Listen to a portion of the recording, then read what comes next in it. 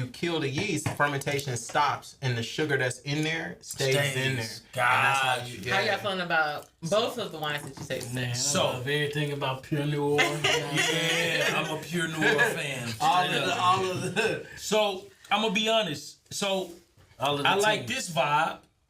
I like this vibe for this is I need to be in a certain, you know what I'm saying? Yeah. But I ain't gonna lie though. on the daily. If I'm daily, if I'm eating a nice steak, I'm rocking with this joint. Epiphany. Have a glass of wine. That Rocking with part. that joint because this one is doing a lot. This one got a lot going on. This is really dessert. Yeah, this is dessert. This is fourth course. Yeah. I feel like I'm sinning. For real? It's good though, but this feels like a sin. Sin normally feel that way. Yeah. You know what I'm saying? It feels good. Yeah, it That's feels normally good. how sin It feels. feel like a little sin. It's you know? decadent. It's so rich and decadent. And Your tongue doing gymnastics. Yeah. It's enjoying itself a little bit too good. much.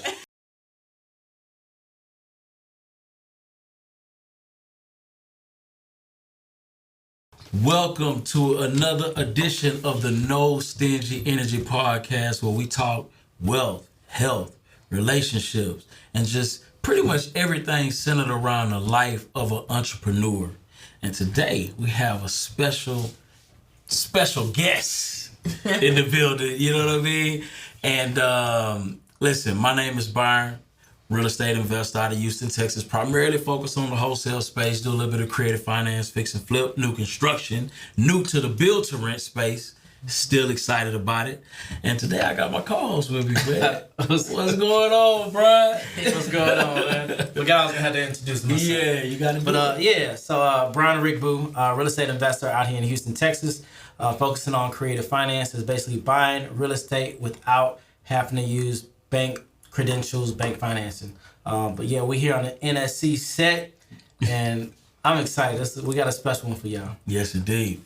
So we have our guest from Pur Noire. Yes, sir. Yes, sir. Yeah. First black-owned wine company, period, in Houston. Yeah. Correct. Period. What about the nation? Is it many in the nation? Oh, no. It's not. It's not many in the nation. That's not. So y'all are literally trend-setting in the industry.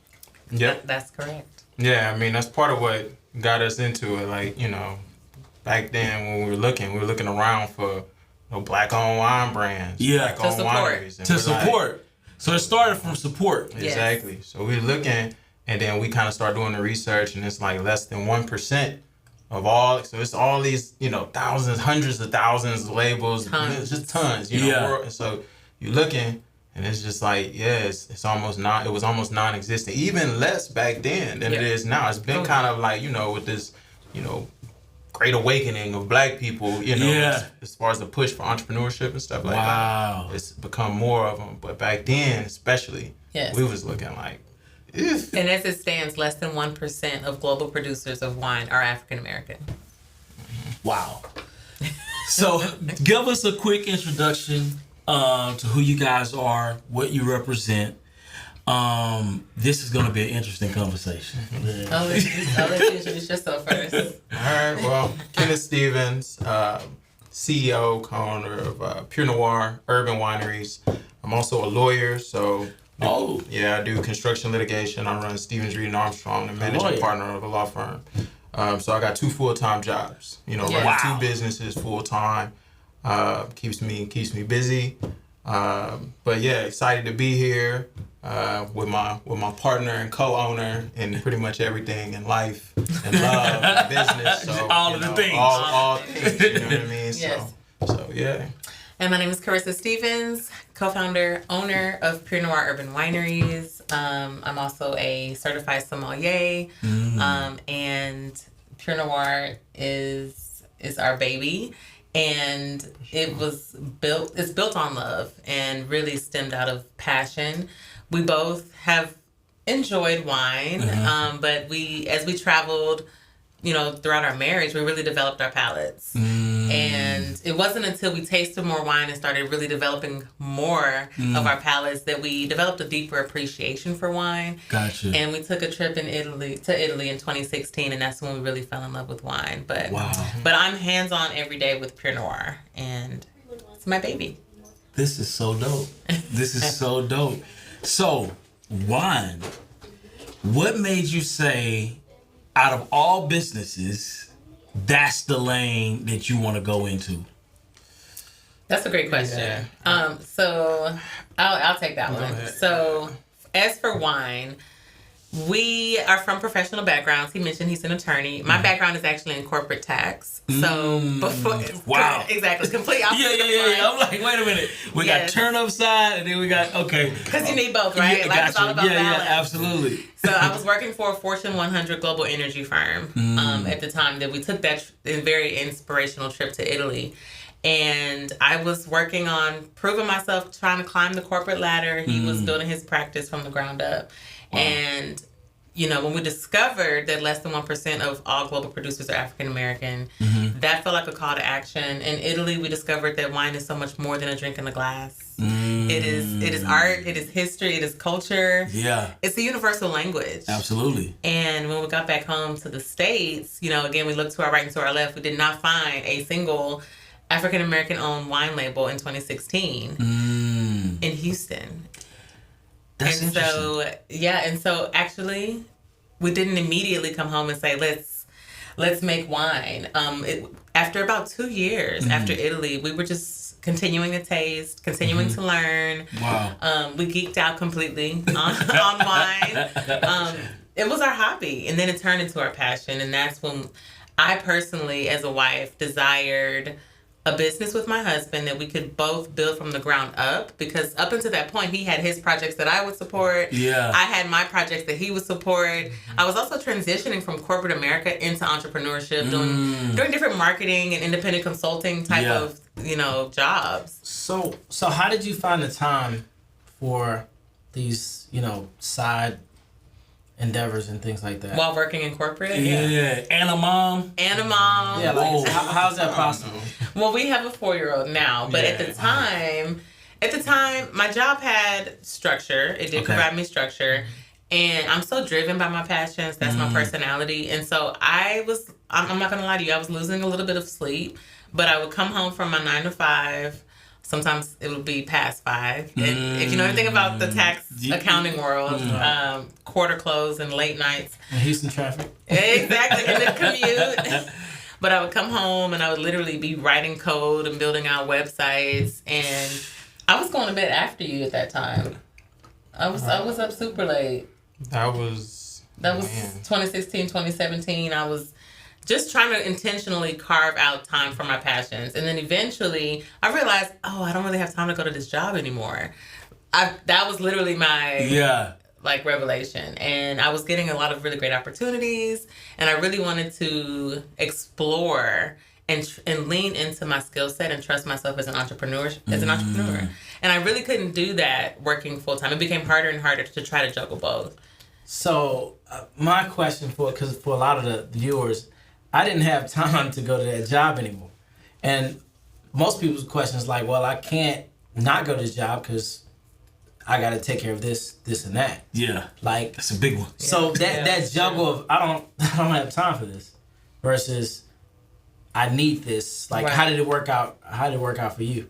Well, in all transparency, I'm incredibly fortunate to have a high-earning husband who is also very supportive. Right. So if it's something that I want to do or something that I don't want to do, my husband is the type of man to say, don't go to work. You don't have to go to that job. And I'm very much like a highly ambitious woman. Yeah. And to be married to a man who's just like, if you don't want to go, don't go. I was just like, yeah, that's just always been my thing. Like, I was always just like, look, I'm gonna make enough bread for us to be comfortable. You know what I'm saying? I'm gonna take care of whatever. So if you somewhere and you don't want to be there. Yeah. Like, I don't really want to hear about you not want to be there. Yeah. Just do it. You know what I'm saying? Just do You it. don't got to get it. You know what I'm I'm saying? paying for my piece. Like, exactly. Like, I love look, it. at any given moment, if they Right. tripping, or she would come and be like, blah, blah, I'd be like, well, just leave. You know Yeah, what I'm saying? Like, you don't yeah. got to work there. Yeah, You know? there's options. It got really hard, and I was like, I was killing myself. Well, He was like, "What are you doing?" at the end of the day, I'm hearing some things. I'm hearing marriage, right? That's a business, Yep. right? You know what I'm saying? From an emotional standpoint, Teamwork. I'm hearing 4-year-old. Yeah, that part Yo, right now. I'm hearing new business. Not only a new business, because here's the deal. It's one thing to start a new business as a franchise.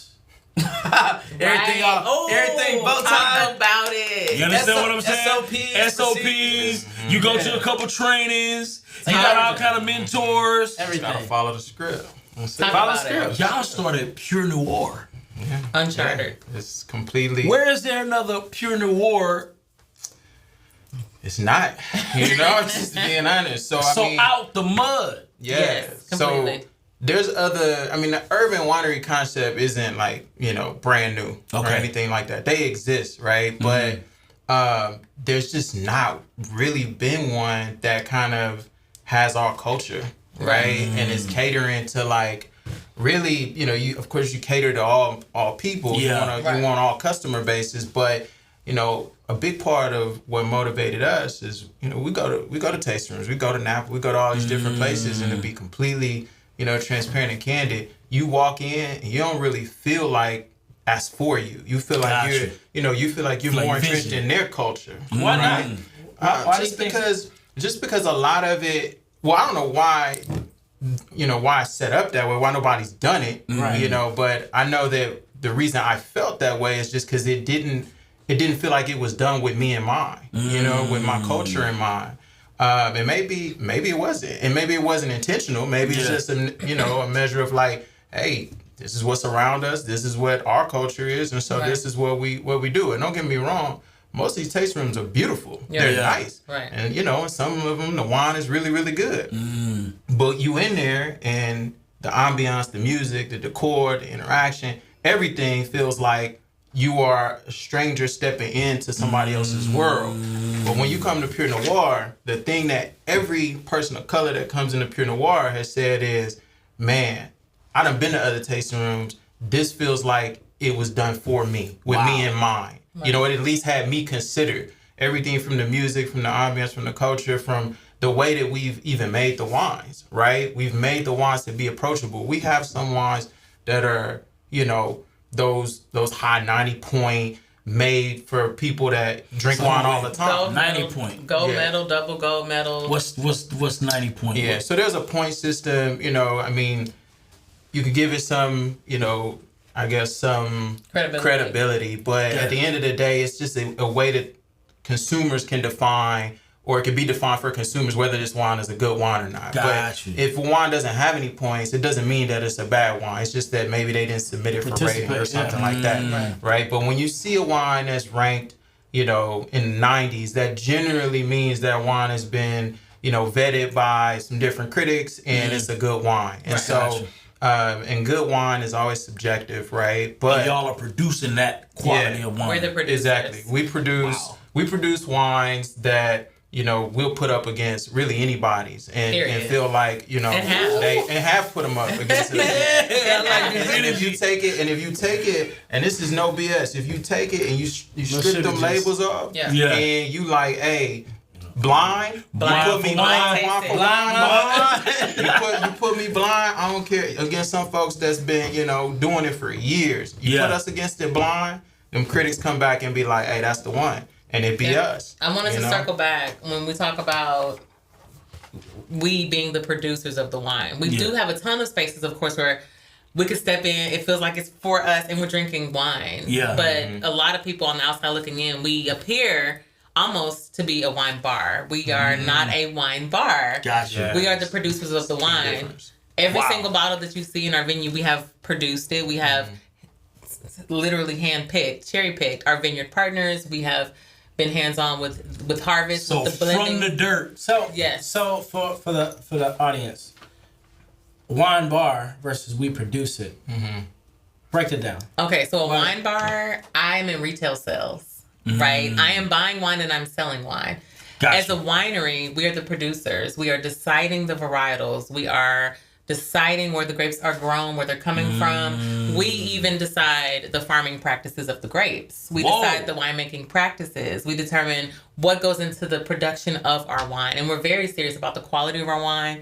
We're very particular about how the grapes are grown and everything from grape to table. We're responsible for it. That is phenomenal. Yes. We currently produce 10 wines. All right, so talk about original. 13. Oh, This sorry, is 13 insane. wines. We just released our second label. I was over, I was being nosy, and I heard your husband speaking about going to sell some wine to another retailer, business to business. Yeah, exactly. So, yeah, I mean, that's another big difference, right? So like she said, if you are, a wine bar, you're the retailer. So you're buying wine and then you're selling it, right? Gotcha. I mean, you're buying and selling. Since we're on the manufacturing side, since we're producing, I mean, we have, our license allows us to sell to the retailer. So I can sell our wine to wine bars. I sell our wine to restaurants. So some of the hotels. restaurants here in Houston, we sell wine to those restaurants. Hotels, we've got,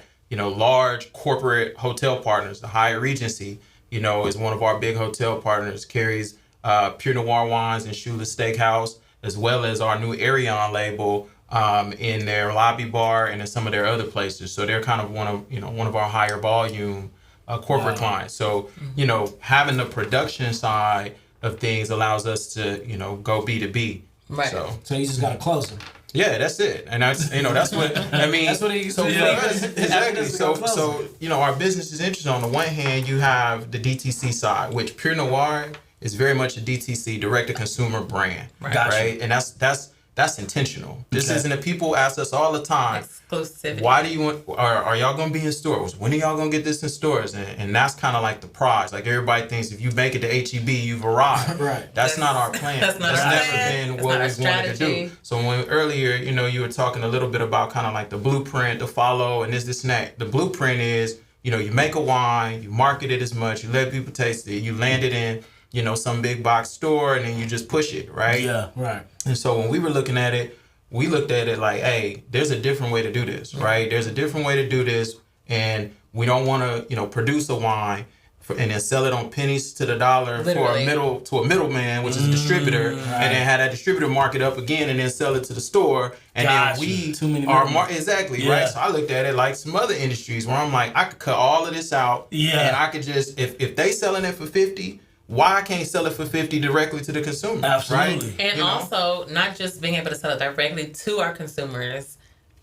A big part of why I got into this business is I'm very into hospitality. I'm very into hosting, and I'm very into experiences. And a big part of our Control the brand, experience. a big part of our brand, not only ultra premium wines, unforgettable experiences as well. And so, just like being in that. control of how our brand is growing. Exactly.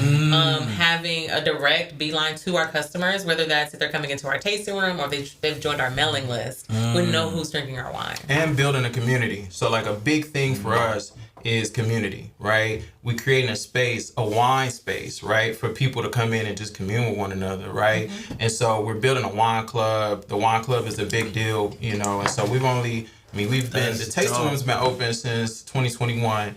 We released the first wines in 2020 during the pandemic, which is a thing in and of itself, a whole big crazy thing. But I mean, we're at, 550 plus wine club members and growing. Like every weekend, we have more and more people sign up for the wine club, and that's a community, right? Right. So that's a subscription business? So it's a subscription-based club. Wow. People Monthly? can go in monthly. Yeah, so monthly, you can either get one, minimum one, but you can get as many bottles as you want. Every You can month get it comes cases of up, wine. you can add what you want to it. You can take what you want out. You got complete anything out of the portfolio. What's you the can add benefits it. of being a wine club member? 25% off your wines. All kind of exclusive events. So we have like brunches and stuff like that in the tasting room. You get the invites to those. You can come out to those. Also, in our space, it's a beautiful tasting room. Our members have their very own lounge in the tasting room, and it's an exclusive lounge. Yeah. Wow. It's our members' lounge for our wine club at the winery downtown Houston. We You also. know, Oh, go There's so many benefits. Yeah, it's a ton of them. It's a ton of them. We can go. What I'm hearing, right? It's just to make sure, because this is genius. Yeah. Not just what I like about it is like even outside of wine, the business model is genius because what it is, when you think about liquor, just in general, you think about an experience. So typically, you're gonna see a very fancy bottle. You're gonna see, Diddy, walking in a suit. You know what I mean, looking real smooth. Like it creates the experience. So what I'm hearing, and correct me if I'm wrong, it seems like you want to be in control of the way this brand and the experience takes place, so you can create that vibe yourself. Is that? Yeah, I mean, we definitely, so we big on brand. Yeah. We big on experience. We've actually turned down a lot of stuff because it just didn't make sense with the brand. Like, even when it comes, because, all money ain't good money. And sometimes people come to you and it's like, hey, I want to do this. And for me, it's brand above all. Like, I'll be honest, one of our big partnerships is with the Houston airport system. So we're at Hobby Airport right now through areas. They, buy wines from us. But what people don't know is originally when they came to us, they said, hey, we want y'all to are y'all open to putting a location in the airport? So I'm like, they came and presented us with the opportunity, but when we talked about it and we kind of dove deeper, a big thing for us is staff, because we got to control the experience. So am I going to get to staff it? Am I going to get to train these people? Or am I going to get to manage these people to make sure that when they're doing wine tastings and telling our story, that they're creating the experience that we expect, when you come to Pur Noire. Absolutely. And so that would be a challenge. So everybody that experiences this, you put your best foot forward for them to spread it in a positive light. Exactly. Correct. And when the answer to that was nah, it'll be managed by that group. It was like, nah, we can't do it then. We just can't do it. If we can't have it, if we can't make the experience, like you said, if I can't manage the experience and I can't protect the brand, nah. Wow. So that's powerful. That's protecting the brand. I want to know from a staffing standpoint, obviously, again, we just mentioned that this is not no franchise. Right. Y'all don't have a blueprint. How are you training staff to edify the brand correctly? That's a great question, because it segues from what he just answered in terms of, when we look at staff, we're so intentional about the experience. Yeah. The experience at Pur Noire Urban Wineries is a guided, interactive, immersive wine tasting experience that could be duplicated in other locations if we are the ones training the staff. And so if you come to work for us, there is an extensive training program. Before we ever opened our first tasting room in November of 2021, we paid training for 2 weeks before we ever cut the ribbon. And they just tasted wine and learned about wine for 2 weeks. Wow. Yes. Yeah. We're serious about. And then the training keeps going. Like, even, you know what I'm saying? Who set up the training? Yeah, so we did. We did. It was a whole program. Whole training so program. y'all set, how long did it take y'all to create that piece? Well, I don't even know. The That training took a long program? time. It was a long time because we were trying to figure out how we would put all the content together for it, and so we did that, put all the content together. Yeah, and we then brought in experts. Then we brought in other people to we train have materials, them on sales, binders. They were in school for 2 weeks training. It was literally like we contracted people in to come in, teach sales, teach wine service, and then we were teaching them the basics of wine tasting, and of course our brand, our story. Exactly, and then our brand, yeah. So it was we put it all together. Now, it's packaged, so we got it now. But that first one, it was man, this is crazy. And especially trying to do it too, because at the time when we were doing it, the tasting room was still under construction, so we couldn't even now when we're doing it. They're doing the pre-package, and then it's they can go out to the floor and they can see stuff and this and that. Right. We in conference rooms tomorrow. Okay, so now you're gonna do this. And then talking about a hypothetical tasting room. You know what I'm saying? And showing them the blueprint and the layout and the floor plan of the tasting room. Yeah. When is sleep happening? That's what I'm trying to find out. I'm gonna be honest with y'all. Well, actually, I sleep now. I don't. I sleep now. Straight up. I don't, because everybody. So here's the thing.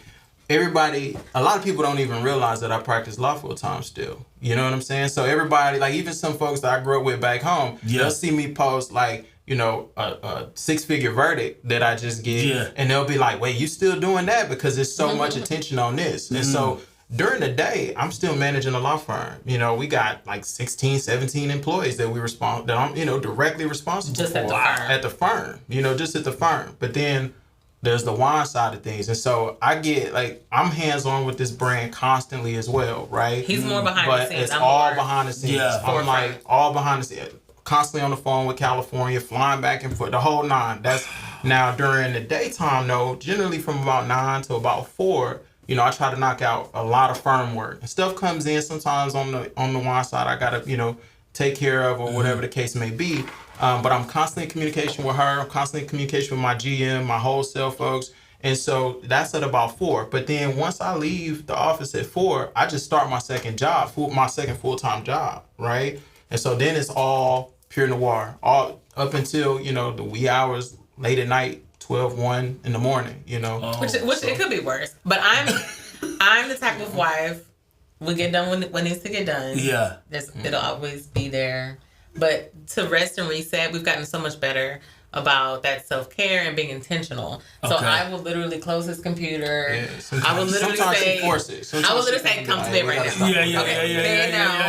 It's time to shut it down. It's gotta get done, man. It's gotta get done. That's what I'm saying. Like for me, it's like, you know, we each got, we do a good job, I think, in, you know, being married and in business together. We figured out, okay, these are your strengths. So these are your responsibilities. That took a lot of work.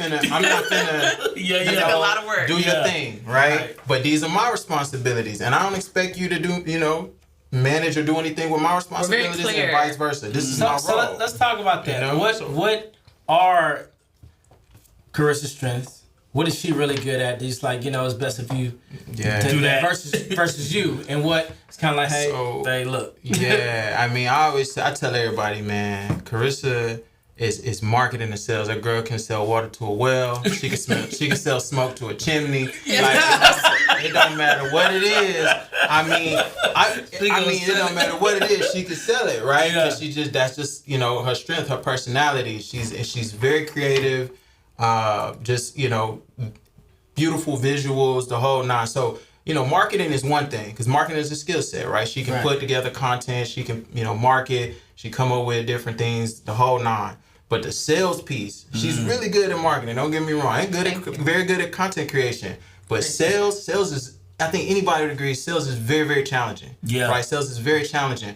But I can watch her go in a room, and I would bet, I don't care who it is, you put her in a room with 5 people, you put her in a room with 5 salespeople, I guarantee you she eat them. I guarantee you she go in there and she gonna outsell everybody. And that's just what it is. And so everything for her, I mean, obviously being the owner of the business, you're gonna have crossover functions. Sometimes she's doing operational stuff, sometimes she's doing, but you know, a lot of what I try to have her focus on, because it's beneficial, is like, look, I just want you working on sales and marketing. If you can do that and keep growing top line, you know what I'm saying, we'll be good. If I can have you focus on that, then we'll be good. But obviously, like I said, it's just overlap. Sometimes when you're in startup, you know, or you're relatively new business, there'll be something that pull you over here and Some pull you days over there. I have You know what I'm meetings all day. Kind of what I had. Strategic Exactly. partnerships is a big part of what I do as well. So right now we're in partnership with a lot of large organizations.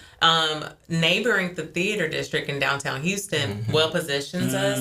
Maintaining relationships with certain partners like the Houston Symphony, the Houston Grand Opera, developing strategic partnerships, deciding how can we help you, how can you help us, and like those are the meetings that I take. Sales though. It's still sales. Right? Sales, Because those yeah. partnerships It's also lead the to creative sales. marketing, the event planning.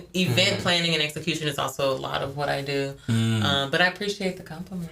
Yeah, I mean, So what would you say is your strength? That you feel that superior? I think probably numbers and operation. Like so I've been, you know, I think I've only had one real job, you know, where it was like I was employed. I've never been in corporate. I've never really worked in corporate. I've run businesses. Right. I've ran and grown businesses.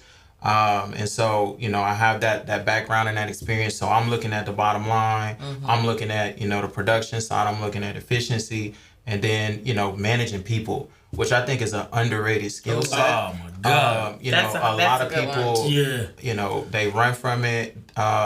Some people are really good at just like the positive It's really side hard. of it, but you know, a lot of people are non-confrontational. Yeah, and that was me, and he had to help me with that. I'm just kind of like, you know, I feel like you got to be able. Yeah, exactly. I had those like I'm the one that'll come in and be like, look, it is what it is. You know what I'm saying? Yeah. Like, but at the same time, I try to be a very like, you know, fair and a very motivational person as well. I'm rah, let's get it, you know, and the whole nine. But at the end of the day, like, you can't be all like sugar. You know what I'm saying? You gotta be the person that they come in and it's like, all right, well, Kenneth, you know, we know if Kenneth said X, is X. You know what I'm saying? Right. And so I think that's kind of more of where I'm playing at. I'm in the background doing a lot of the operational stuff, everything on the finance and investment side, anything, you know, financial, that's all on my plate. And then, you know, the people management side of stuff is pretty heavy as well. Yeah. So I want to back up a little bit because of this is major, you know. You CPA? No, not a CPA, but was on track to be one. Okay, so you were CPA eligible. In that world. Okay, so you were going in that direction. You're, you know, practicing law. You guys got, you know, what? I know you glanced over that experience, but tell us about that experience when you guys first like fell in love with wine, and then I want to start talking about those struggles because I know it wasn't easy. Yeah. But, what got y'all in the wine? So Italy, you know, was a big deal. You know, when we were out in Italy, it was so communal, right? So, you know, we visited multiple cities, right? We went to Milan, Florence, Venice, Rome. Italy was y'all there for work or vacation? Yeah, we just was it multiple times or just we went out there one time and stayed out there for a while. What year was this? 2016. We'd already been married for 2 years. We were deep into our careers. And that's when we said, we need a break. Let's get out of here. So y'all were overperforming on that side too. So no kid yet. No kid yet. Deep into your careers. Yeah. It was one of those things where like married for 2 years by that point. Yeah, like relatively newlywed, but you notice like y'all going hard, right? So she doing, you know, the oil and gas tax thing, and I'm going hard. You know, so it's like, all right, we gotta check out for a little bit. And it was a dream trip for us. Dream trip. Yeah, it was like literally on my bucket list to see Venice. You know what I mean? Like that was the thing that I was like growing up. I was like, man, the city on the water. I want to go see that, right? And so we went out there. I highly recommend. Yes, highly recommend. Venice, man, it was beautiful. Yeah, but it was communal. We were welcomed with open arms. Well, we was in this little town called Todi. So we went to all these beautiful cities. It was like 2 weeks. Yeah, almost 2 weeks. Yeah. Almost 2 weeks. Yeah. Okay. Yeah. So not quite 2 weeks. We were in this little kind of our home base was this little town that sat kind of conveniently between all of them, but it was like really rural. You know, in Tuscany. And it was beautiful. No one's ever heard of this place. Todi. It's called Todi. And Todi. Yeah. Geographically, if you were to look at a map, it's like the center of like all these other great major cities like Rome, Florence, Venice, it's Milan. Like 45 minutes, maybe 45 minutes to an hour. Todi is just right there in the middle. It's like this little bloop. But it's so beautiful. So what went down in Todi? Todi, man. When we was there. Todi touched the spirit. So look, this is like I'm telling y'all, I enjoy it everywhere. And don't get me wrong, I love Venice. When we was in Todi, we were staying in this little. Almost like it's a castle, it was right? Built in the 1800s. And it was like they made it into like little condos. And they made it into like an Airbnb. But yeah, but it was a bed and breakfast. So we were staying there, and like I remember, you know, them coming and being like, "Hey, we're doing, you know, this dinner. Do y'all want to, you know, come out to this dinner?" And I'm like, "Man, these people don't know us. You know, they don't know us from Adam, but they're inviting us to these events, right?" And then we go out there, we notice they have like a projector and theater out there watching some, you know, some on TV like outdoor theaters with the community. I really understand what you're saying because it's in the middle of Italian, Tuscany, right? But we're getting invited to it, and it was all community. Like you think about how those Italian meals are, it's all like family style, right? Yeah. So there's this big table. There's always wine at the center of the table. And like we out there, and we don't only black people, you know. It's just sitting up there. We don't. Everybody speaking English. Some of them, but it's not like you know. It's definitely not something they do all the time. So you can tell it's not a muscle heavy accent that they work a lot. Exactly.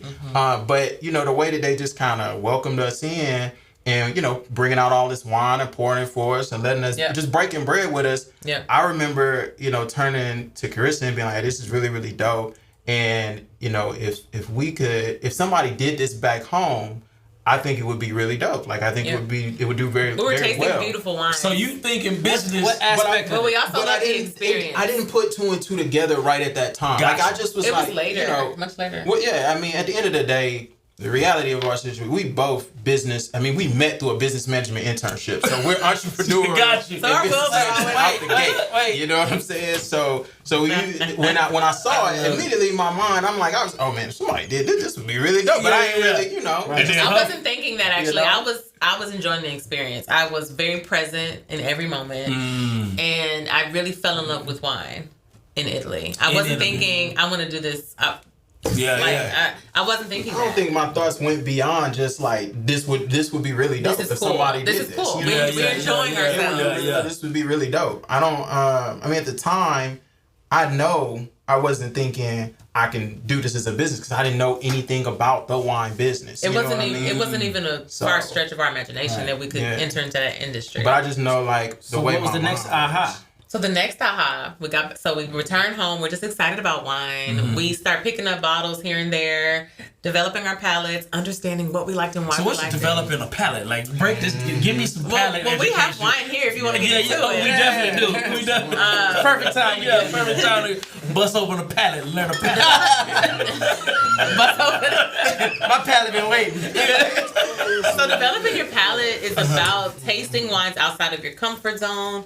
Just tasting wines from different parts of the world, asking questions, understanding the whys behind the whats of wine. And there's so many avenues to explore. So earlier you said you're a sommelier.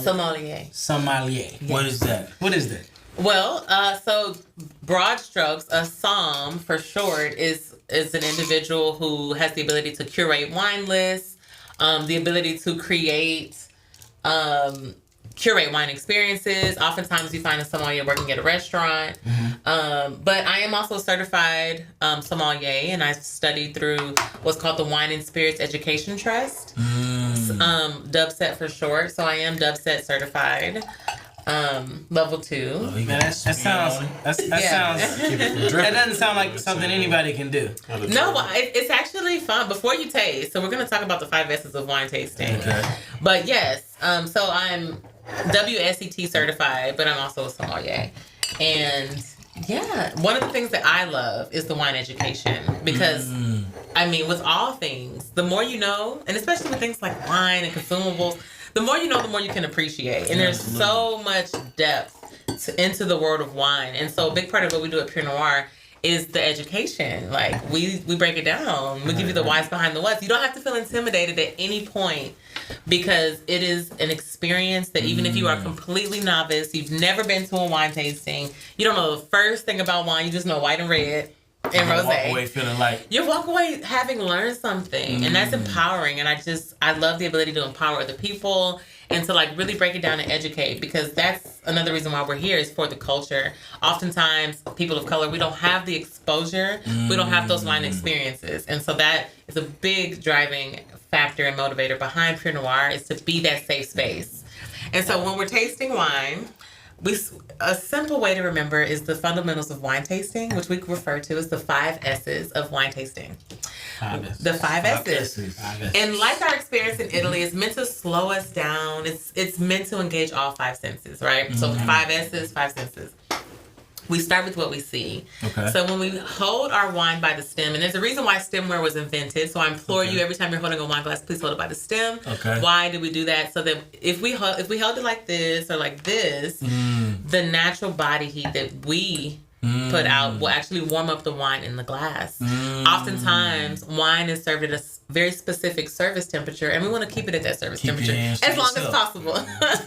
So hold it by the stem. That way, stem me, please. Yeah. That way, you're not imparting your natural body heat on the temperature of the wine. So, what do we see when we look at this?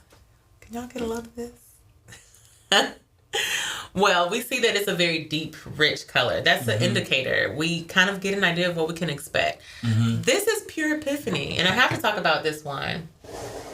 Pur Epiphany, and we're just going to start with the big bold red. Let's do it. Because this wine was the very first wine that Kenneth and I ever started producing. Wow. So, we're sitting on the couch. This is even 2 years after Italy, and this is that moment. We're feeling overworked again, of course. Okay. And we're kind of sitting there, and I'm working on like a marketing proposal, and he's working on a legal document. And I'm like, you know what, babe? That's when I had that epiphany, especially after discovering that less than 1% of global producers are African American. That felt like a call to action. Wow. And I desired a product-based business that I could scale so that, in theory, one day I wouldn't feel so overworked all the time. Yeah. But also something that I could build with him that we were both mutually passionate about. And the epiphany was that wine was at the center of some of our very best memories. Wow. While we were discovering wine, it was a rediscovery of one another as well. So it brought us closer together. And the epiphany that we had was that we should become vintners. We should try our hand at this. We don't care if it looks crazy in the beginning, which it did. We're going to learn how to enter into this industry. And we did. And that epiphany that we had manifested itself into our first wine product. This is called Pure Epiphany. Pure Epiphany. Listen, The queen. if you haven't already, make sure you rate, comment, and subscribe. Check the links. We're definitely going to have this link in the description so you guys can check it out. And when you're in Houston, you need to pull up to Pur Noire. But here's the deal. Wait a minute, because I've heard some stuff we got to unpack. We definitely got to unpack. So number one, you guys met at a business conference? Business management internship. Business That's how management. y'all met. We were in college. Yeah, we met we at a was in business college. management internship. It was a big competitive internship. We were at two different schools at the time, but we both landed the internship, which was in Houston. So you said to self, I know I am highly driven. Were you intentional about making a decision to pick somebody that was...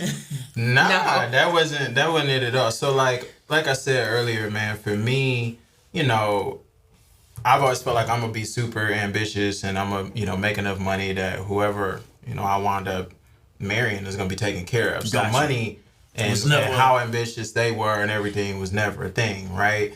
I think it was just, I really fell in love with her personality from a just being a light standpoint. And I think, kind of that's probably why she's so good at sales. So I call my wife like the light in every room, right?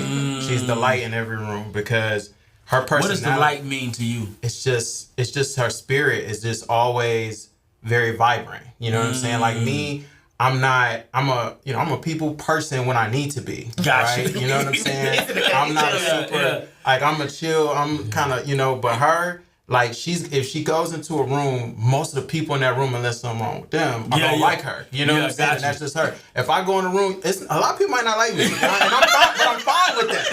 You know what I'm saying? I'm perfectly cool with that. Say, bro. I know my fruit. Because I'm just, and part of it's because I am who I am. But what's special about her is that's who she is, though. It's not like some people are able to be likable by everybody in the room because they're chameleons. They can just kind of morph into, if I need to be this person. But with her, works. just being her when she's on, that's it. You know what I'm saying? And so I connected with that pretty early on when I met her because I guess it's just like the antithesis of who I am, right? Like, We had you put them in crushes. friend zone? Yeah, we were friends. We were friends in the beginning, yeah. There was probably definitely a mutual crush, but there was a lot going on at that time. Gotcha. Yeah. And we were Put him in a friends. cage. We hung out. No, I knew early on that he was incredibly special. And I actually told him that I loved him even as a friend. I was just like, you know what? I really love you. How long y'all's friends? Like those type of friends? Yeah. Platonic. So Probably from 2008 we were hanging out. till 2000 and... What I'm saying, I'm talking about when y'all were really friends. How like long? true friends? Yeah. Like That went long. It was long. It was real short. So it was like, Nah. but we didn't get together. Oh my Gotcha. gosh. We didn't get together because that's the whole other story. And you jumping the gun. We didn't do the five S's. Yeah, you need. Oh, yeah, that we boy, didn't even finish. he needed to sip that Yeah, wine. you That's sip why, that because wine. look, you know what I'm saying? He sipped the wine.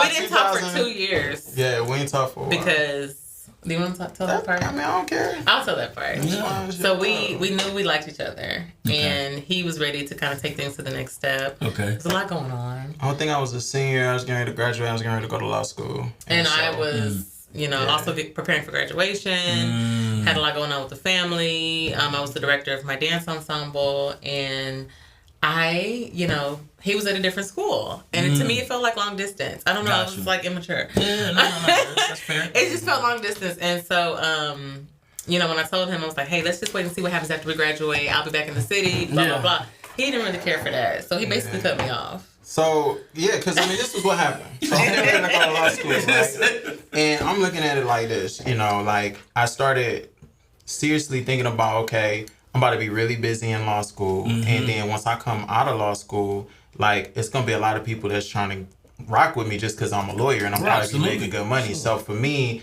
like I need to start seriously dating while I'm in law school, or be with somebody that I truly care about. Yeah. And so I'm like, what are we doing? Because we have been kind of talking off and on and this and that, but like I'm like, it's been 3 years now. Like, what are we gonna do? You know what I'm saying? It's either it's time for us to put up or shut up, right? We gotta either get serious or move around. Her attitude for the situation was just like, if it's gonna be, it will. I'm just a firm believer. If it's meant to be, if it's meant to be, it will. I was like, okay, bet, for sure. But so I didn't immediately cut her off because of that. I started. He befriended me on Facebook. Are you serious? And on that note, nah, come on, man. I started dating somebody. Let's tell the story. You didn't open the door. Let's get it right. So I started dating somebody while I was in law school. Okay. Right? I was dating somebody, and just like she said, she told me she loved me while we were still friends. I was with this other chick. I didn't know he had a girlfriend. And I got a text message while this chick was sitting here next to me. And it came through, and it was her. And I'm like, and so she like, what's that about? But it didn't say, I didn't see it because you couldn't see what the message was. Yeah. And so then she was like, so you're not going to open it? And I'm like, and so you got that awkward moment, right? Yeah. You got to make a decision. I'm like, I don't know what this chick texted me about because it had been a while. Right. And then I opened the message. No, I think we were actually talking at first, and then I ended by saying, all right, love you. She said, I love you. And then when I saw it, she said, I love you. And that was it. Like, chick that I was with was like, cut off. Yeah. You had to make a decision. What you going to do at that point? So 2 years went by, we didn't talk, and then she was crazy and that didn't work out. And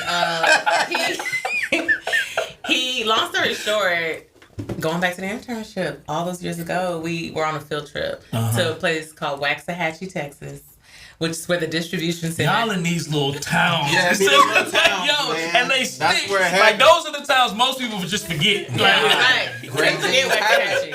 That's what was happening in the little town. Our first real conversation was 6 hours face to face on a bus ride. Yeah, and we just learned a lot about each other. You know, like a lot about personality, a lot about just upbringing. You know, we were, we grew up very differently. So it's like opposite track. Yeah, so it's just like, I grew up with a lot less. And so to put a bow on it, so he had graduated from law school, or he was about to graduate from law school. He had to find a job. So he was interviewing and traveling to find a job. On one of his trips to an interview, he passed the Waxahachie exit sign. Saw the Waxahachie exit. And he thought of me. Hit her up. And he just hit me up. And I happened to be single at the time. I was back in the city. I was working, and it was good to hear from him. And we hung out that Friday, and I've seen him every day since then. And it was like no time had passed. It had been 2 years, but connecting again. I just remember meeting him and literally laughing the entire summer. Wow. And that Friday, when we linked, it was like we were different, but we were better for each other. We had to go through some things. Yeah. You know, we had to go through new appreciation. Exactly. Very much so. So we went on this trip. We went on a little spring break trip, Panama City Beach, Florida. We having a good time out there together, really leaning in. And then not leaning in. Yeah, leaning into one another. We was turning up. We was lit. Yeah. Lit and lean. And I remember we was on the way back, and she was just like, we was driving back. Before we came back. No, it was when we was driving back. It was on that long 10-hour drive back. And she was like, so you know you're my man, right? And I was like, and is. And I was like, and I kind of laughed at first because I'm thinking, she was like dead serious. Dead serious. I'm not about to be out here on these trips with you. You're not my man. I was like, okay. You know what I'm saying? She was closing you. I Look at the sales, bro. So earlier on in our friendship, I think he was more the pursuant of me, Gotcha. right? And then we had to go through some things, and then when we reconnected, I was just like, you know what, this my man for real. Yeah. And he's been there the whole time. Yeah. And it's just crazy how life shaped up and how we were able to reconnect. But I think if we had made it official in college, we probably would have messed it up. So I'm glad that we waited. Yeah. Why is that? This is a number of reasons. It's probably a number of different reasons. But I know that law school, I wasn't playing. Yeah, you know what I'm saying? Well, you know, He's a super student, so he didn't even have time. he seems like a super you know what I'm saying? Like super business, super like, bro, 16-hour days. Like, yo, like, oh, back to this tasting. Yeah, let's do that. Let's do that. We're gonna get back to it. And then we're gonna toast. So we had the visual at first, right? Yes. So the 5 S's, we started with what we see. We talked about the color. It's a deep purple. If you put your fingers on the other side of the glass, you can barely even see your fingers on the other side. I'm glad we got back to this before. Yeah, so we're going to hold it by the stem, but then we're going to just put our fingers. Okay. It's deep. So that lets you know it's bold. It's probably pretty complex. This wine is a Petit Syrah dominant red blend. Petit Syrah is the grape type that we've used for the blend. It also has Grenache, Syrah, and Mourvedre. Those are also other grape varietals. It's 100% proprietary. You can't find this wine anywhere else. If I do call that wine she or her, it is because of her label art. It does feature Queen Nefertiti. Also, she is bold. She is beautiful. She's everything that you would expect from a queen. Wow. As the label does depict. And my customers have affectionately nicknamed this wine the Queen. And like a queen, she's approachable, but still has a little bit of a spicy side. And we always sell out. And we sell out of her every vintage. Every single time. And we're on our 3rd vintage. And so we've seen it. The next step is to swirl it. Okay. Now, you can swirl on a flat surface. It might be easier. Okay. We have this lovely table. We swirl it wide to open up the aromatics. We're almost decanting the wine in the glass. Decanting and aerating the wine means to expose it to more oxygen. We're doing that so the wine can breathe. We're opening up this bold red. You don't have to do this with white wines, but with barrel-aged or oak-aged red wines, it's ideal to kind of give it a little bit of a swirl. Then also because we've let it breathe, it's now has the ability to be more aromatic. So the aromatics are what we smell, and that's the 3rd of the 5 S's. We smell it. Smells so nice. Y'all back in Italy and to do whatever his name. Tito. Oh, Tony. Oh, man. We didn't remix that. Tony. Went Michael Jackson in. Brought in the Jackson 5. Tony. So we smelled it. Right. Seen it, swirled it, smelled it. Then the last 2 is we will sip it and we will savor it, which you all have already sipped it. So let's sip it again. I was trying to be respectful. This is my first sip. Once that first sip hit me, I appreciate that discipline, brother. I'm holding out, man. We've sipped it. With this wine, it's so fruitful. Yeah, it's good. It's not sweet. And it's not sweet. It just tastes like a professional, it gives me a professional, like, sophisticated It's a fine vibe. wine. Let me ask you this. this. It's a fine wine. It's just because it's not sweet. And it's not, but it's also not like super, what we call tannic and drying. It don't got that kind of super, right? I hate that. It's So, smooth. yeah, so, You know that. And but some people love that, right? But so some people love that. So some wines that we make are so we have wines for people that love that. But these wines, and particularly the Pure Collection, we made them to be approachable. So most people, if they're new to wine, they don't like that. They don't like that super tannic, dry feeling, nor do they like bitterness, right?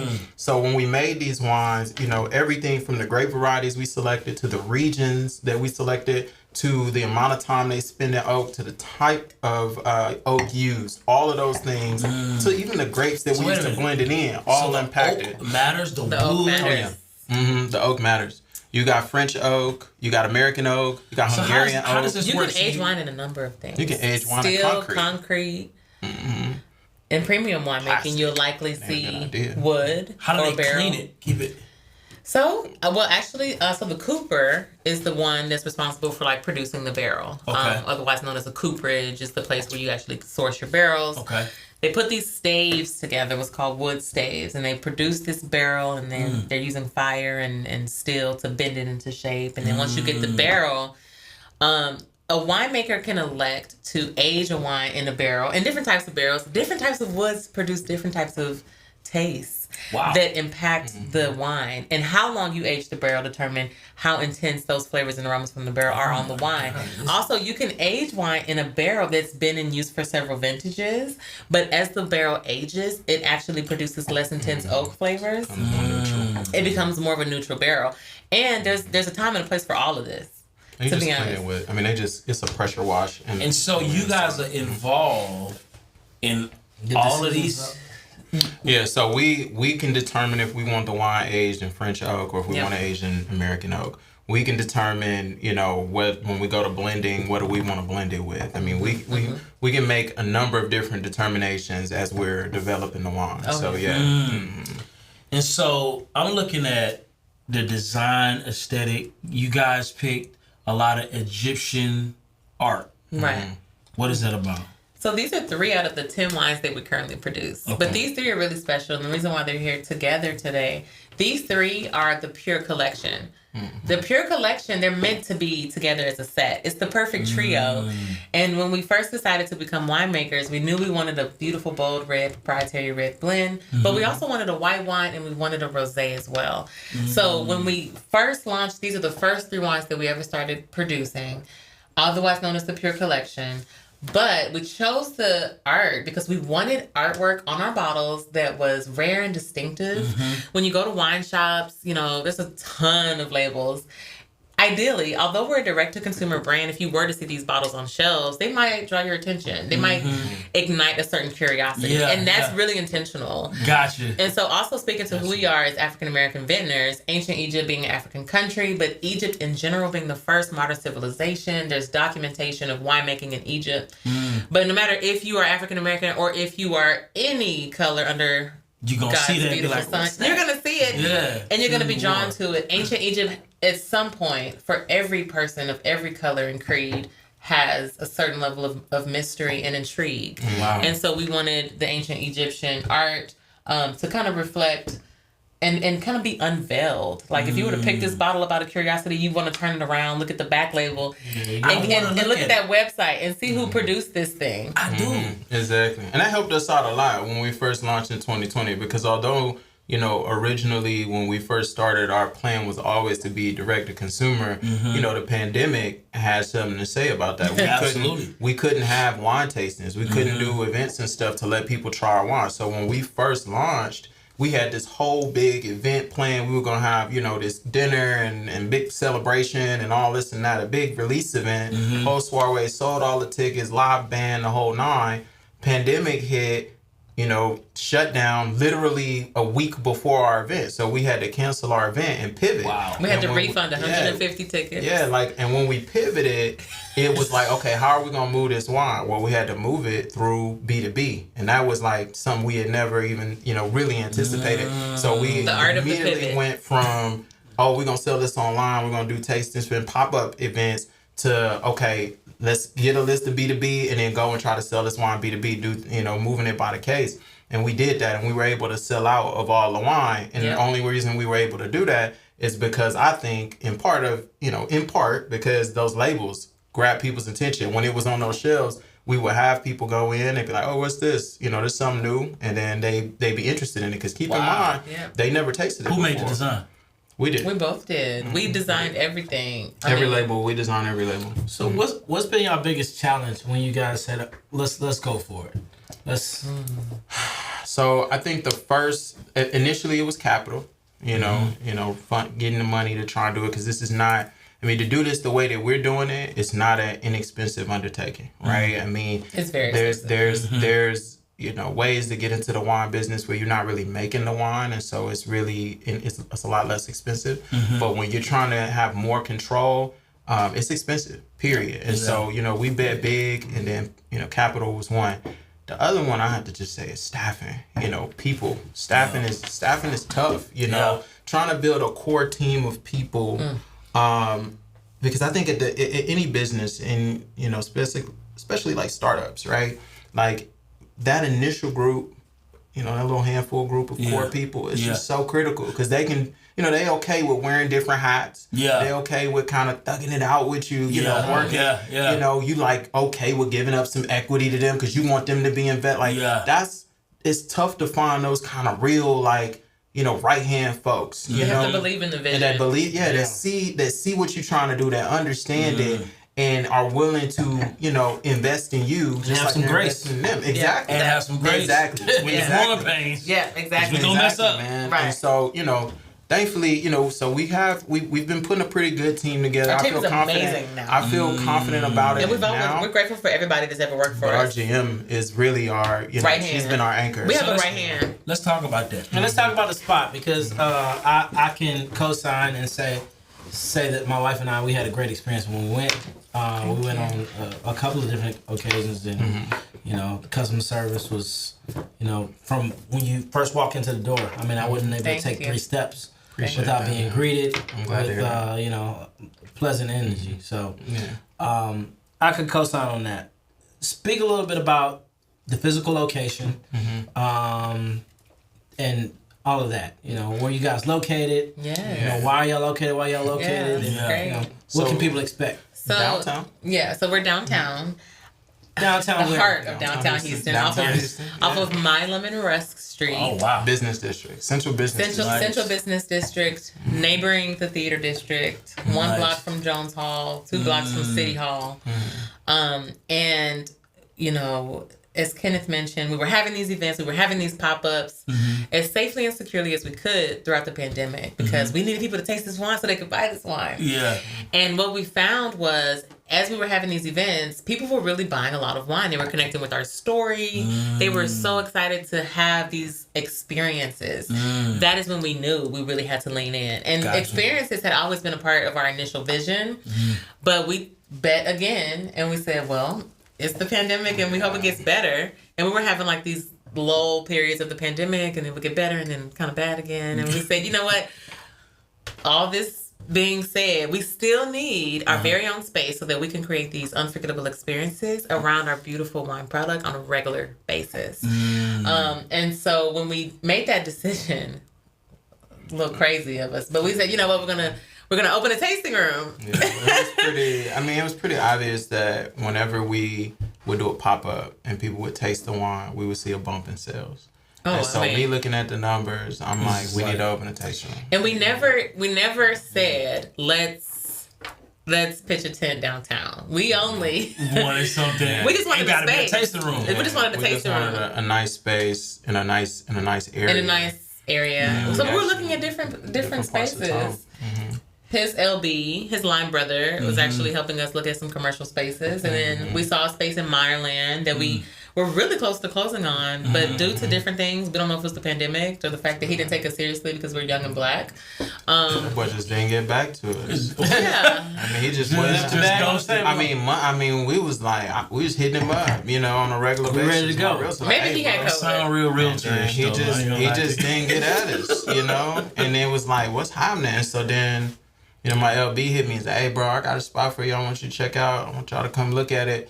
And I was like, okay, where it's at? He's like, it's downtown. I was like, nah, I'm good. Downtown? You know, it's just going to be out my price. Right? He's like, nah, I think y'all actually can swing this, man. He's like, you know, with the pandemic, it's a lot of spaces available. Y'all need to come check it out.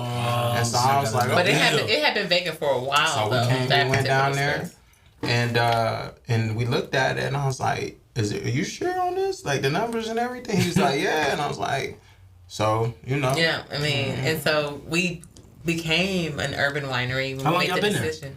November 21. Yeah, so we're coming up on our second year anniversary in November. Nice. Of the taste. How much did it cost to get the building? I mean, so we didn't buy the whole building. We just got that space. It was, so the actual build out was a little over like $340,000. Yeah. Wow. And how did y'all source that capital? Was that just... So we did a combination of things. First, we put up a lot of our own bread. So, you know, when y'all buy Pur Noire, you're supporting a black-owned business. Put up a lot of our own bread. Blood, sweat, and tears, you know, and saving. So was it from the business, from the pop-ups, or a combination of personal money? It was all of the things. Yeah. And then we're closely held. And then we have family members who are invested. So it's a combination. Yeah, so it was. Exactly. It was Believed in the dream. Yep. Yep. So What was the sales proposition to get them to say, hey, you know what, take my money? Was it more of a loan think or that more of a like, hey, here's the projected returns? So initially, it was initially structured as an investment that would pay. It was basically like a loan because it was an investment that would pay a certain return each year, a certain guaranteed return each year. But I guess I can't say it was a loan because the actual principal was not guaranteed. The investment every year, up and for a certain number of years, the actual dividend every year was guaranteed. But the principal, like if it went belly up, you could lose it, right? Mm-hmm. But then, like I noticed, maybe I think like last year, after we opened the tasting room and it started doing what it was doing, everybody that's in, they all family anyway, super supportive in every way that they can. Family, very grateful for our tribe and our community as it popped, and our supporters. It was like we was ready to like, okay, well, do we pay these dividends? Do we cash y'all out or what? And they was like, nah, we in it. You know what I'm saying? And let us know if you need it. And let us know if you need anything else. You know? So you mentioned that you come from very humble beginnings. Yeah. Mm-hmm. And you mentioned you come from. He mentioned. I just said that different situation. Different situation. So did most of that support come from your side of the family? A lot of it did. But I'll say this too. And even watching my husband leave the firm that he was working at to start his own practice, I watched my father. Mm-hmm. My dad has always worked extremely hard. And I attribute so much of who I am as an entrepreneur to my father. Wow. Because I remember at the age of 5, my first job, I had my first job at 5. It was his home office. He was working Big 4. He left the IRS. He was working Big 4. He got laid off. And he decided to start his own CPA firm, which is also why I was in corporate tax, to start his own CPA firm. And he started at home. Wow.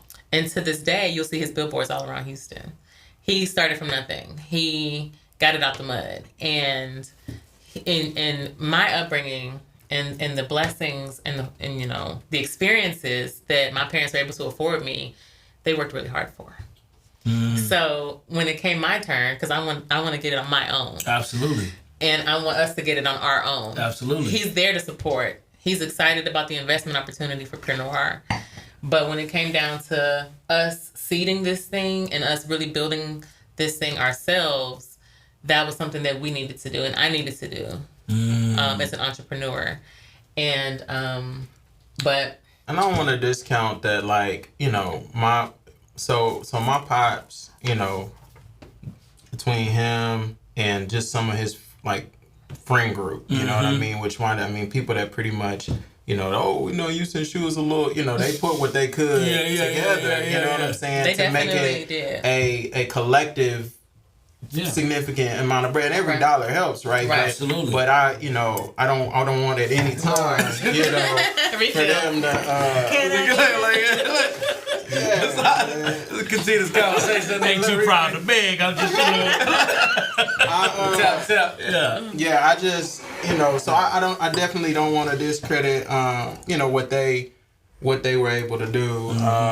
But yeah, it's just one of those things where they only have what they have, and they can only do what they could do because it's just a different different situation, different understanding. So capital was one of the obstacles bringing this up. Yeah. I remember, Ken, I remember you also sharing with me one of the obstacles being, this is one of my visits to the tasting room, about our culture accepting the whole vibe of winery and versus like what you guys experienced in Toady. Yeah. How did black folks accept the Toady? This is cool, and Toady. Yeah. Take us back to the H and make it black. Yeah. It didn't work that easy, did it? No. I need a black Toady. A lot of people, they come to us, and the spot is so vibey. It's so beautiful on the inside, and then the customer service is good. And so you get the social media thing happening, and it kind of goes, you know, and it Yeah. takes on a life of its own, right?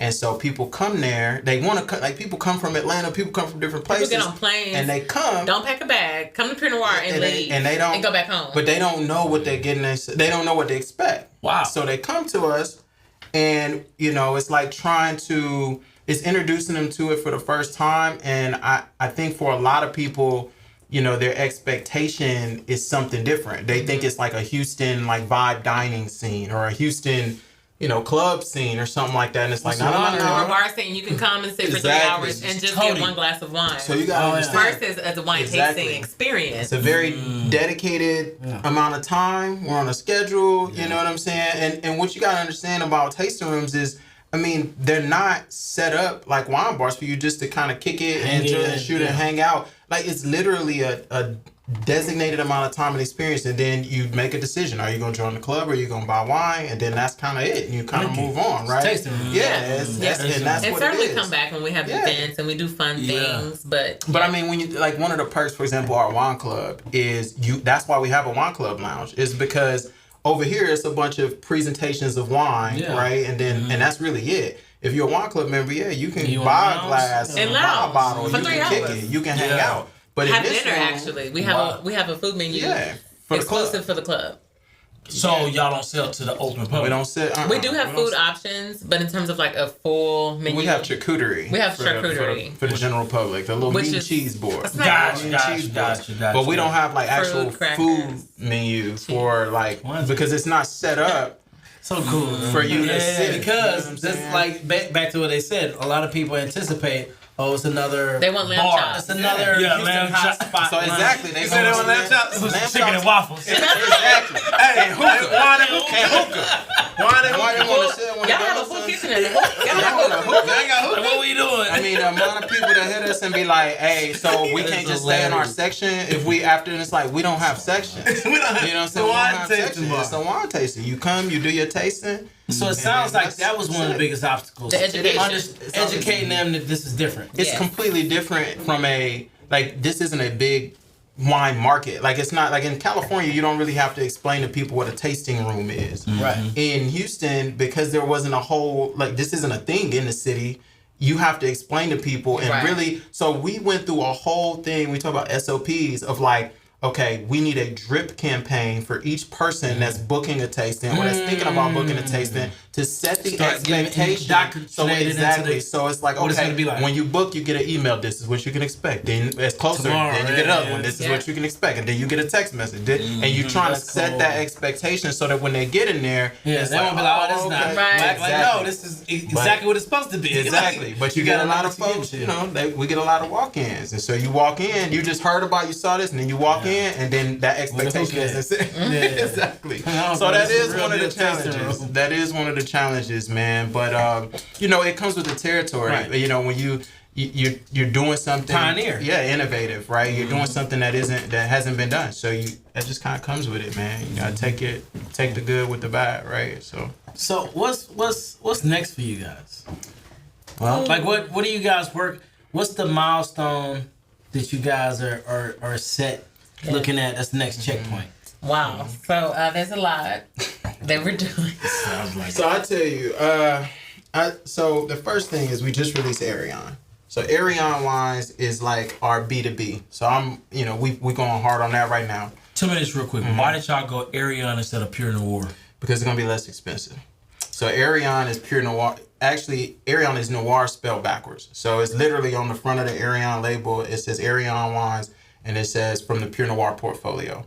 But this is our premium brand, whereas Arion is our not premium brand. It's a second label, and it's great. It tastes great. It's scalable. It's more accessible. Yeah. It's just break down what am I losing when I go from Arion from Pur Noire? What am I losing as a...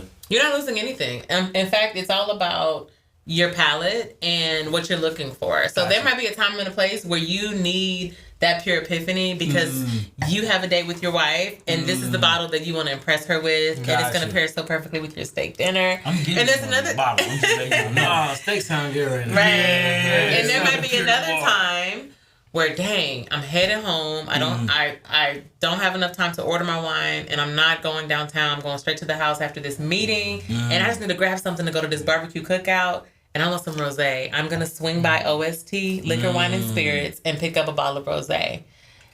I think pricing is going to be a big well. deal. You know, like from a pricing standpoint, the Arion wines is going to be a lot less expensive. It's produced in a way that allows it to be less expensive. Gotcha. The grapes come from regions that aren't as expensive, right? Gotcha. And so there's in the wine world, there's, you know, these AVA regions, right? If you're So the logistics allow for a more Cheaper scalable price. price. yeah, it's exactly. It's just it's more affordable based on where we source the grapes from and how the wine is made. And so, Gotcha. you know, and we're able to do it at scale. You know, we're able to do it at scale to where we can Same do story. it. You know, It definitely has its own It story. has its own story. Has its own Its own story. story. Do any of the B2B consumers want Pur Noire? And like, yo, I don't want the... They do. They do. And so we have incentives for them, like, you know, like I said, the Hyatt, for example, is a perfect example. Because the Hyatt is going to do heavy volume on Arion because they, you know, they have it to where people are looking for that by the glass, right? But they have a steakhouse. Right. And for that steakhouse, they want the premium. You know what I'm saying? Because it's like, hey, people that are eating and paying these, you know, steakhouse tabs, they want this more premium wine. And their So- palates appreciate Yeah. the difference. Exactly. Gotcha. And some so- people want to say you can't even tell the Some difference. people they prefer the premium wine product because if not, how it presents or even that it costs more, which I don't know why somebody would want to pay more, except when you can taste the difference. When your palate can understand the difference, And that's when you it's pay understood, for it. Right. I want to talk business, profits. I know that this is a new industry. I know that you all are a new business, and I know that this is not common. And when people are thinking money, they may not think wine per se. So from a business standpoint, what is this? Is this a more of a passion than it is a profit? Is it more of a profit than it is are we just doing what we love, and when the profit comes, we just gonna be happy we got it? I'll start by saying this is a very age-old industry, but it's Okay. new for people of color. Gotcha. And as for us, we hoped that we wouldn't hurt ourselves. Gotcha. Establishing this business. Yeah. We knew that if we did it and did it well, that money would be a residual effect. Gotcha. But we've said it time and time again. If you want to make $1 million making wine, start with $2 million. Yeah. And as for where we are now, Kenneth can also speak to the profitability of the company and projections. And, you know. Yeah, I mean, we've been operating at a loss for a while, but we are profitable this year. Like Nice. it's like, I mean, when I say a while, you know, most businesses don't even turn a profit in their first 5 years. So this is Absolutely. year 3 for us, and we're profitable this year. So And we've been able to turn it around now. Great. You know, profit is. Y'all are business people. Y'all know profit is funny. I could say we profitable, but I Yeah. could then turn around and Reinvest put the money into your into business. something else. Yeah, That's that's profit, it, it's right? like- So yeah. that's not the thing. But I will PP&E say, alone. you know, from a revenue standpoint, you know, That's the- we've that's been the- doing that's we've true. been doing Yeah. we've been very, very blessed from a revenue standpoint. Let's put it that way. We can So, choose to sacrifice more. Yeah, exactly. So Right. real quick, we're always talking about profit because I'm a big, you know, optimist as far as if I know where I'm going, that's where it's more so not here or what's going on right now, first 3 years, but where do you see? Because I'm sure as a business person, you're not getting anything that you're just gonna spin your wheels unless Right. it's just pure passion project. What do you see as those big paydays in this pursuit in this? Because of course I know you got two sides of it. You got the passion and the vision of what you guys Yeah. want to experience, Right. but also you got monetary success, right? Right. So what do you see? Like, is it selling a wine company? Is it more wine club members? Is it bigger, larger distribution? Like, where is the? I guess you guys So- looking to That's a go. great question. Yeah, I mean, you know, obviously we have an exit Make it strategy exciting. that can change, right? But the long and short of it, man, is we are building our own distribution channel. You know what I'm saying? And so whereas, you know, I look at it like I'm not necessarily trying to get Pur Noire in stores or anything like that because I'm just gonna build it and it's gonna take longer and it's gonna be less sexy. But like, you know, if I'm if Louis Vuitton or Apple can make its product and have a bunch of Apple stores, then Pur Noire can make its product and have a bunch of Pur Noire urban wineries in different cities around America.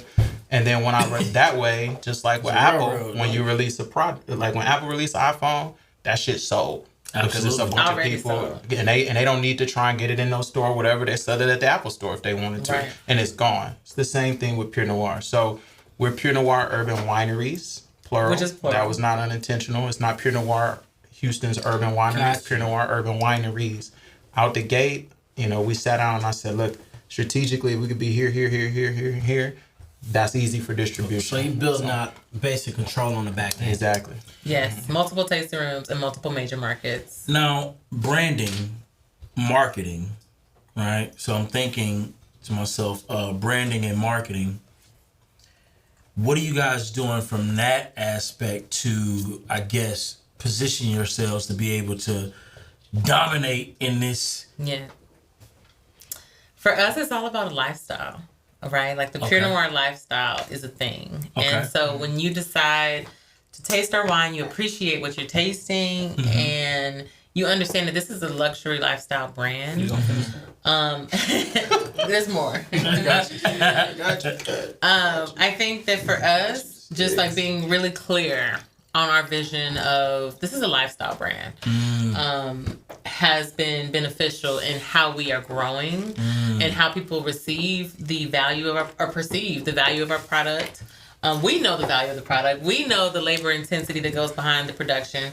But I think for other people, having the appreciation and feeling like they're a part of something is really key, and it's allowed us to grow rapidly. Speaking of the appreciation, you guys have actually been notarized. You guys have won some awards. You guys have had your name thrown out there a few times. Can you speak about some of the things that Pur Noire has been able to accomplish? Yes.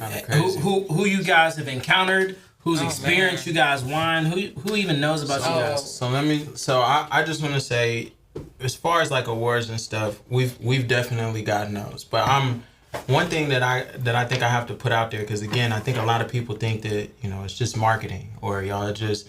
We've had master sommeliers, literally the highest level of sommelier you can go.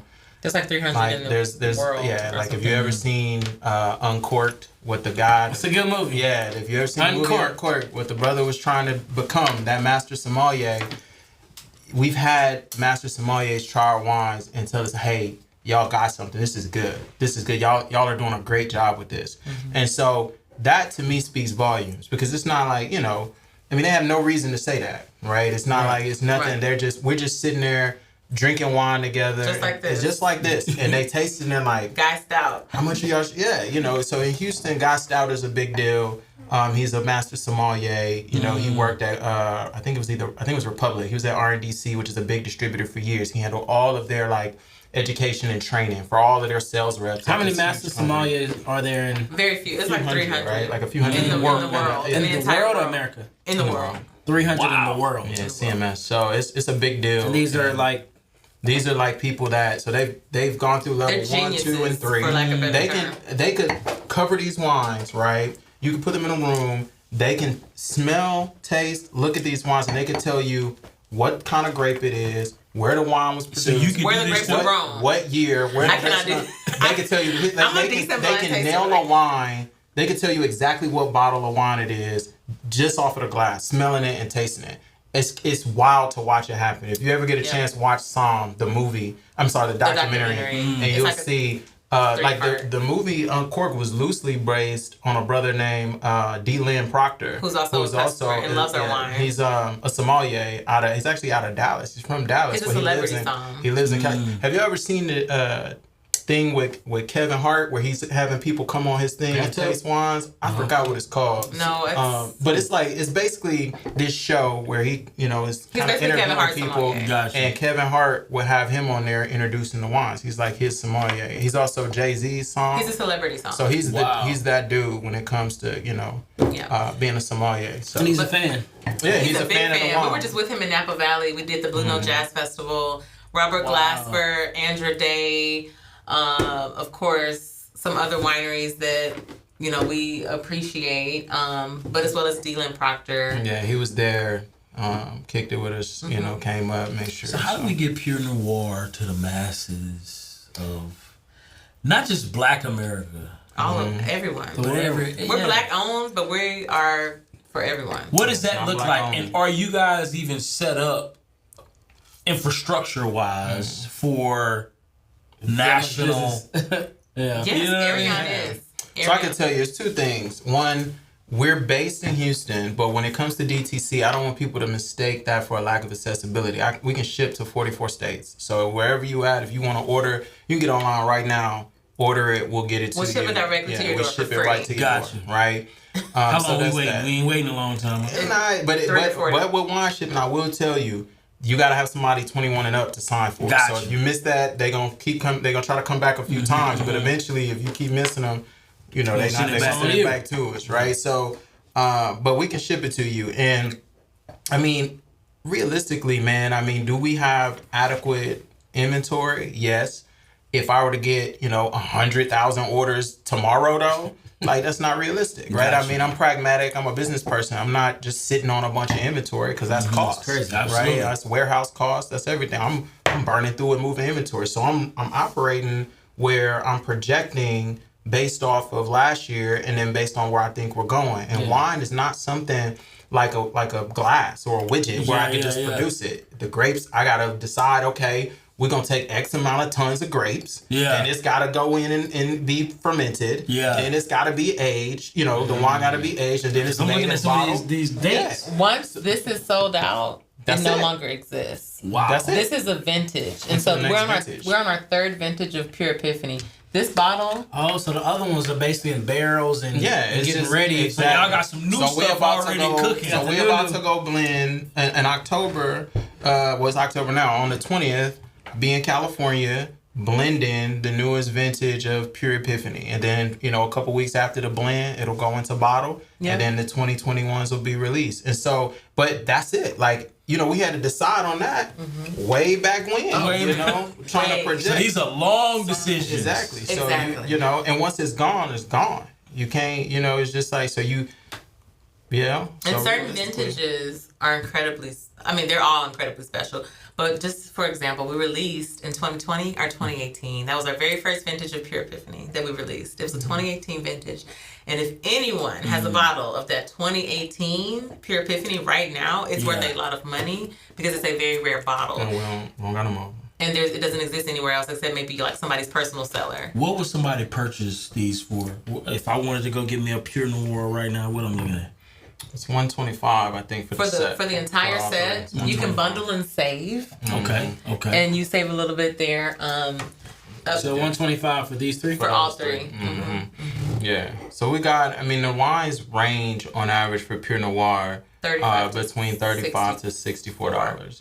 Yeah. And then, the Arion label is less. It's about, between 20 and like, I think $16 or something like that. So between it's 16 and 20. Yeah. Mm-hmm. Interesting. You guys have any dessert wine? We do have dessert wine. We have it here. That's my favorite. Yeah. You like the sweet Johns. And on a sweet note. Yeah. Why don't you? Yeah. Yes. This wine is called with the skinny look at that. Noire Nightcap. Wow. Yeah, taste that. Now, one little thing about Noire Nightcap, and really all our wines, they high in alcohol. So, you got it. Wait, rewind. Say it again. I said one thing about all of our wines that you got to, understand is that. Because I'm feeling this right now. They're higher in alcohol. Yeah. I'm feeling this right now. This is not no lightweight situation. Yes. So, Noire Nightcap is like 19.5% alcohol by volume. Mm-hmm. Epiphany is 15.4. 15.4. We have a Merlot that rings in at 15.5 or 15.4. So the wines, you're getting a bang for your buck. When we look at but this, it's not hot though. It doesn't burn or anything like that on the way down. It's smooth and it's approachable, and you don't even. That's why they're so good. Doesn't feel out of balance. You know what I'm saying? Because that's a big thing in wine, that the wine has like to when be you take balanced. a shot of liquor, it's not the same. It's not the same. So and even with this high alcohol percent on Noire Nightcap, Now this is gonna be very sweet, so we're going from dry to sweet. Yeah, you don't like this, bro. Look, Kool-Aid. He liked Epiphany. I didn't even give you the notes on Epiphany, but dark fruit, purple and blue fruits, plum, blackberry. Now this one is gonna give more of candied and dry fruit. You got some white guy? Oh, 5 S's. Yeah. Let me slow down. Look at the You gotta enjoy it. So when you look at this wine, notice the legs on the wine. Do you see So what those are legs? Yeah, So the legs are indicator of alcohol content. Despite So point to So the macaroni effect. These slow, sexy drips coming down your glass. Do you see how it kind of sticking to the side? It's coming down slow. That's the alcohol. That's the alcohol content. So what? The more legs? What It's slow and sticky. It's literally just all around your glass right now. Slow and sticky. Yes. Yeah. Man. I had to look at the camera. And sugar and alcohol. A lot of sugar, a lot of alcohol. And this one. This is our only is- sweet. This is our dessert wine. Yeah. So the higher You guys alcohol add content, sugar, the more We legs. add alcohol. So you actually add alcohol. Oh, wow. So That's a the, good picture. Yeah. so the reason You team is- legs. It's the legs, man. it's sweet because you add alcohol, not because you add sugar. cool. So as wine, so like when you pick the grapes off the vine and they go through fermentation, Yeah, that looks fermentation it's literally the alcohol. I mean the sugar in the grapes are being converted to alcohol. So through that process, the higher the sugar content in the grapes initially, the higher the alcohol, right? But with port, Sweet. before fermentation is completed, because if the fermentation process completes, all of the sugar in the wine or almost all of it will convert to alcohol. Gotcha. But with a port, you put brandy in it. You put brandy in it and it kills the yeast.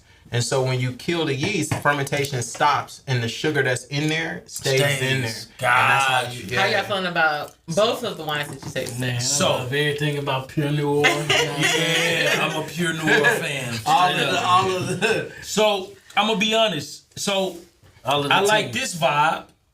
I like this vibe for this is I need to be in a certain you know what I'm saying? Yeah. But I ain't gonna lie though. on the daily. If I'm daily, if I'm eating a nice steak, I'm rocking with this. Epiphany. Have a glass of wine. That Rocking with that joint because this one is doing a lot. You know what I'm saying? This one got a lot going on. This is really dessert. Yeah, this is dessert. This is fourth course. Yeah. I feel like I'm sinning. It's good though. But this feels like a sin. Sin normally feel that way. Yeah. You know what I'm saying? It feels good. Yeah, it That's feels normally good. how sin feels. It feels like a little sin. It's you know? decadent. It feels rich and decadent. Your tongue doing gymnastics. Yeah. It's enjoying itself a little bit too good. much.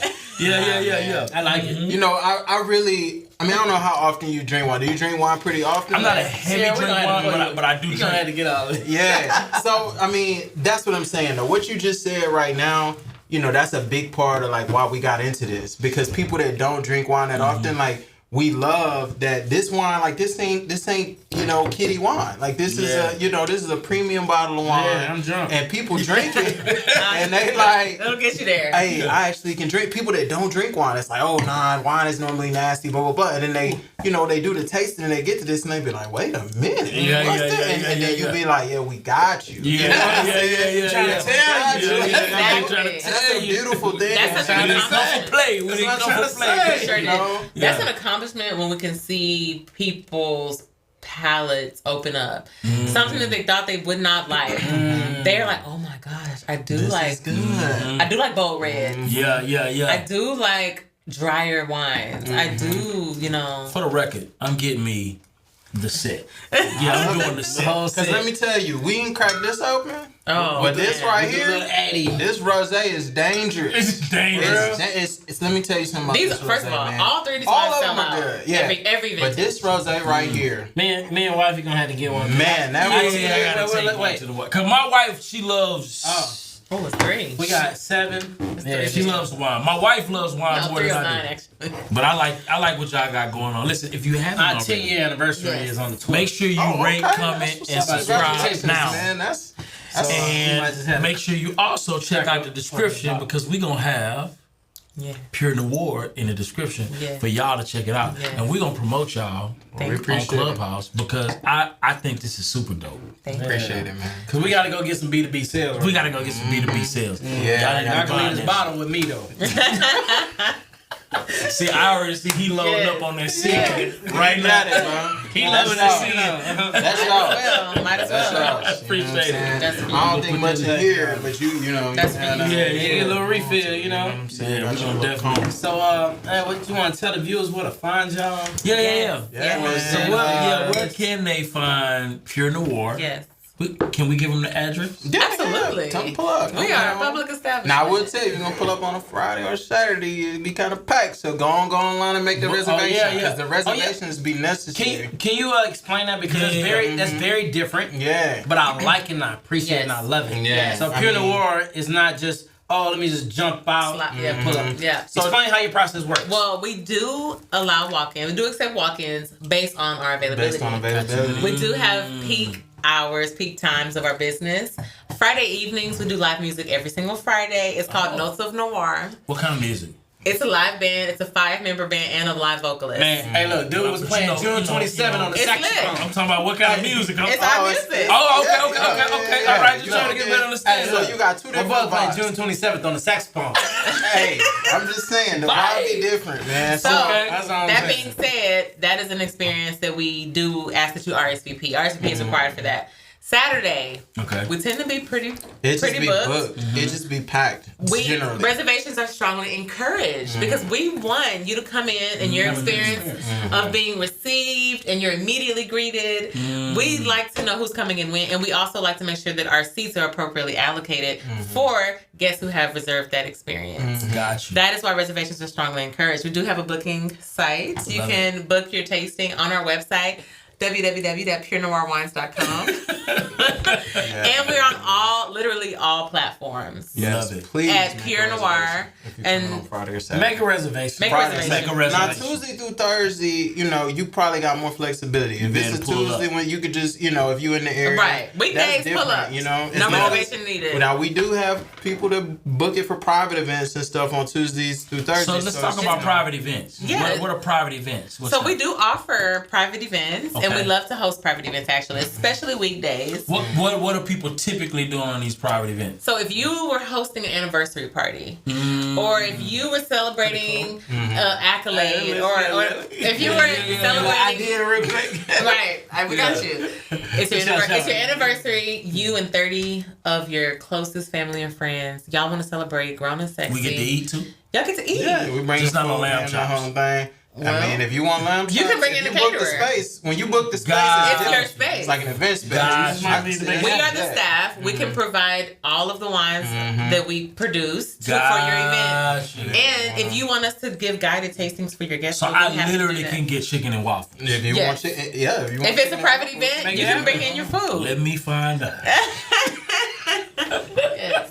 Still no hookah. Yeah. Still no hookah. No hookah, because that'll ruin the vibe for somebody else. It's gonna be. We ain't even got the system set up. Legs I got there, boy. You got a lot of legs on that joint. Legs. But all platforms at Pur Noire, PURNOIRE. I love it. Yes. So, again, I gotta ask this question. So number one, what advice? Right, because so where's the baby at now? Where the baby at? School daycare. We call daycare. It's school. No, she's home. Well, now I mean she's at that private school, so they sending her home with homework and all that at 4 years old. So wow, I get a good kid though. Like she's so sweet. Oh, we adore her. She's Cammy our life. Yeah, I hit a lick with the baby. Yeah, she's lit. Cammy is lit. Cammy be letting us. She with it. She with it. You going to the winery? Okay. Winery was the vocabulary at the age of 3. She loves the business. What the? She knows how to take not y'all were just it just worked out. It did. It worked. Even the baby worked out. It did. So what advice? And maybe y'all can't, because it sounds like everything just worked out for y'all. What? Just keeping it real. Like, what advice would y'all give for that couple or that young lady that's looking to couple, right? What advice are you giving 20-year-old you 20-year-old you that's Hey, girl. looking for a wife, looking for a husband, Yeah. looking to be in business With their spouse. And maybe make a baby, like, what's the name, Cammy? Her name is Cammy. Yeah. make a Cammy. Oh. Yo, like, how is this possible? What advice? Because y'all sound like y'all got this thing So figured first out. of all, let me say this. Modern That's the Cosby's first thing. You ain't gonna have it figured out. You're not we gonna don't have got it it figured figured out. out. So Okay. that's We're figuring it we out. still Y'all and that's work okay. to make it That's look okay. figured out. We've worked hard Yeah. and we've learned along the way. Figuring Okay. it out, that's Alright. okay. Figuring it out, understanding that you're not gonna have it figured out, you gotta be okay with that. That's number one. Yeah. Okay. Because you drive yourself crazy trying to do Okay. that. I say number two, if I was talking to young Kenneth, because this is like one of my like flaws, right? It's like, you know, you got to be patient with yourself. Because I want to be like an overachiever, right? I want to be an overachiever in business. I want to get it. I want to make money. You know what I'm saying? I want to be an overachiever in my relationship. And it's like, look, everything is not going to fall into place. It's not going to be perfect. You got to be patient with yourself and understand that like whatever your timeline, it's not God's timeline. You know what I'm saying? And if you just stick with it and put the work into whatever you're doing, you know, it will be eventually what it's supposed to be. But you can't just, you know, expect it to be on your timeline, because that was a big one for me. Yeah, and for me, if I was speaking to a younger Riss, and for all women who aspire to greatness, Yes. and for There's a lot of women looking for husbands right now. There's a lot of women looking for husbands, and the pool is really